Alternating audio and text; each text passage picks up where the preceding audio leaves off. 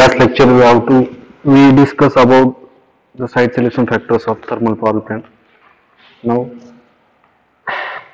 the operation of thermal power plant. See the layout of thermal power plant. In thermal power plant there is a main four components or four equipment. First one is a boiler.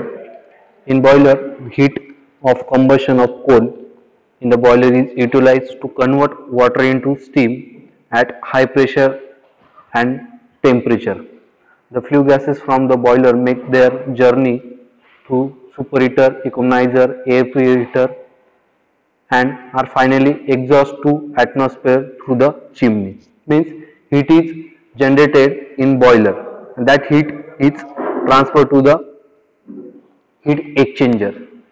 In heat exchanger, the heat is converted into the steam and that steam is then passes through the steam turbine. In steam turbine, the dry and superheated steam from the superheater is fed to the steam turbine through a main valve. The heat energy of steam when passing over the blade of turbine is converted into mechanical energy. Means the steam is converted into the mechanical energy by using steam turbine, right? Then that mechanical energy is transferred to the alternator.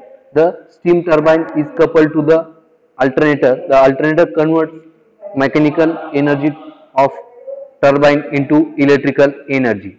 The electrical output from alternator is delivered to the bus bar through a transformer. Means alternator is convert that mechanical energy into the electrical energy and that electrical energy in the form of three-phase 440 volt supply, right?